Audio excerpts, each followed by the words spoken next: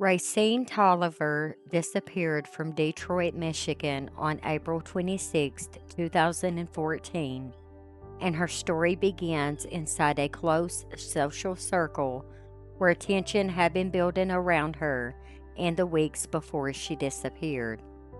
People close to her had noticed strain in her relationship with Jonathan McMahon, and the instability around her grew more visible as the days moved towards the night she vanished. On April 26th, Racine and McMahon were at a gathering spot used by a group. Witnesses saw an argument start inside the building where the disagreement moved into the restroom and escalated into a physical confrontation. People heard Racine say she did not want to leave with him, a moment that showed she was trying to separate herself from the situation and regain control of her safety. Witnesses later described McMahon pinning her to the floor with a knife at her neck, and people became worried. The fight continued outside. Racine sat in the passenger seat of McMahon's vehicle.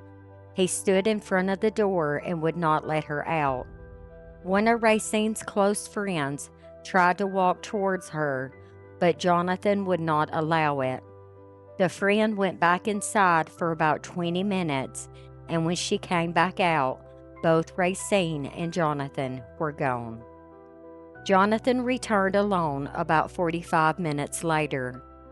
Early the next morning, on April 27th, Jonathan woke up two people who were staying at the house and told them to leave so he could talk to Racine alone. But neither person saw or heard her in the house that morning. They thought she was asleep in her room because one of them tried calling her twice that morning while waiting on a ride, but both calls went to voicemail. Later, he said he had broken up with Racine and kicked her out. That same day, he went to a phone store and sold her phone. Her belongings were later moved into an empty house next door where police found them. In the days after she disappeared, Jonathan asked a man who cleaned his home to clean the basement with bleach water.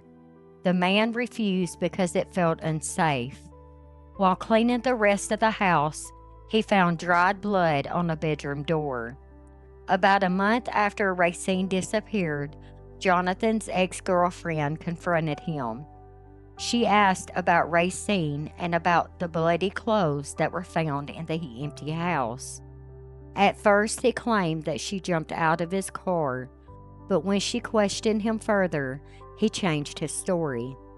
He then claimed that he had choked Racine during a fight and he had put his hands on her. He said she passed out in the car, and when he checked on her later, she was no longer alive. He told her that he had put Racine's body in the back of his truck and left it inside a building, but he never gave a location.